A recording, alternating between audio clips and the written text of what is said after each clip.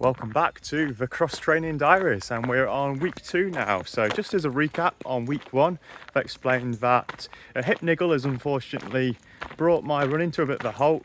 So I've had a long-term sort of injury that has hampered me a little bit, not enough to stop me running, but I think now's the time to look at it properly, assess it, rehab it properly, take some time off running and just stick to the cross training and the rehab over the next couple of weeks really, and then I'll take it from there to see whether I can return to running or see whether it's something that still needs a little bit more time to rehab and get myself back 100% before I start the Valencia marathon training block. So I've still got around 5 months until Valencia marathon. It's quite a long time, so I want to be going into training feeling that my body's going to hold up, ready for all those miles, all those sessions in marathon training, and I don't feel that currently I could start a marathon block. So that's the method behind it.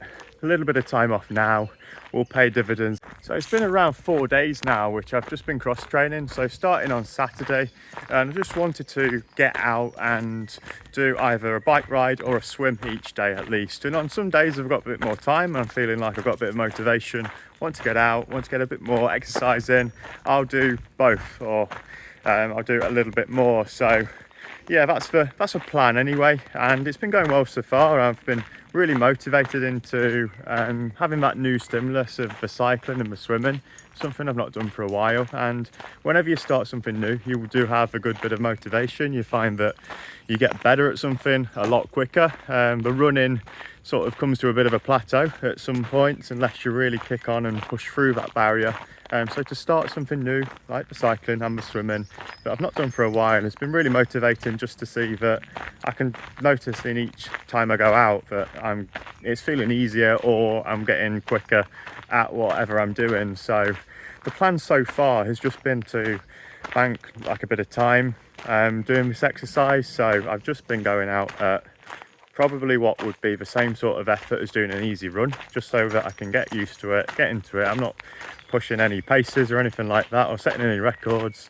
I just feel like it's been really comfortable. So I know that I'll probably get to a point of doing this that, again, if you were just to do easy running for a week or two, you're probably going to get a bit bored of just running at the same pace. So it's something that I will try and put into my cross training, a little bit of a sort of session within there. So whether it's for swimming, I'll go back from, rather than swimming continuously for an hour, I'm only really stopping very briefly in the swim just when my goggles fog up, when I get a bit steamy. So don't really want to be swimming into anyone if I can't see. So that's the only really stop I have in swimming, but I can take it back to how I used to train with swimming, where I break it into sort of 1 minute, 2 minute sort of effort. So you're doing sort of a couple of lengths, 4 lengths, 8 lengths at a time, and it really allows you to sort of train that bit harder and then have that recovery, a little bit like you're doing an interval session. So the same sort of thing on the bike. It's probably more leaning towards doing sort of some longer tempo efforts on the bike, because most bike rides are sort of between 1 to 2 hours, maybe even longer if I've got a bit more time at the weekend. So it's a good chance to sort of get a bit of tempo in, maybe working at 10, 15, 20 minutes at a higher effort, and then having a little bit more time to recover. And on the bike, you naturally get hard bits and easy bits anyway, with hills around. There are some things where you feel like you're heading into a headwind. It's going to be harder. You've got the wind behind you and you're down here, it's going to be a lot easier. So the natural variations in the cycling do sort of break it up and make it a bit more interesting. So it's been going well so far. I did a bike ride with Andy on Monday night, so we went out and it was just under 30 miles for me. Stopped for a quick coke at the pub, about 10 miles to go. And yeah, it's nice to get out with company really. It's a bit of a slog on your own sometimes, so the more you can get out with other people passes the time a lot better. And then tonight I've been for a swim, so I've been trying out different places to go for a swim, local leisure centres, and tonight I was in for an absolute treat because of an outdoor swim in a Lido at Ashby. So it was really good temperature tonight. It's been quite warm outside, but the pool was a little bit sort of cooler than an indoor pool. It was just nice to be swimming in the outdoors in that Lido. So absolutely love that. Tonight it was a good swim for an hour. And the plan for the rest of the week then, so I've set my alarm pretty early. Tomorrow I'm going to go out on the bike before work, bank a few miles, an hour and a half or so on the bike would be good. I get that in before walking the dog, and of course I've been out walking Lola once or twice every day, so it's been a lot of cross training this week. Really good start, and I just want to keep up the hours of cross training. I feel that time of where I'd usually be out for a run, where I'd usually be travelling for a run, meeting friends or whatever. I've got a lot more time on my hands now with not running, so it's good to fill that with something productive, like the cross training, and something that will benefit my running and fitness when I come back. So I'm here today at Swarkston Lock at the Cloud Trail. So I'm here to pace Sam on her session today, but I've got out halfway through my bike ride, so it's been a really good chance to get my bike ride in and help one of my friends out with their sessions as well. So we'll round you up on what I've been up to up until today. So I'd obviously set my alarm early for Wednesday morning, went out for that bike ride early on, got out about just after 5 o'clock in the morning, so it's a nice early start.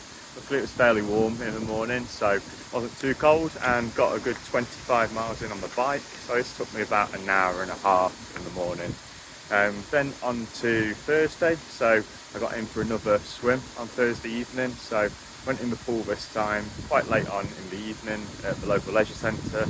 Luckily had a lane to myself, which always makes it a bit nicer, and got just over 3k I think in the hour for the swim. The cycle to and from the Cloud Trail turned out to be 35 miles in total on the Saturday, and in the evening on the Saturday I went for an hour swim, so I got about 3.2 to 3.5k in on the swim in the hour.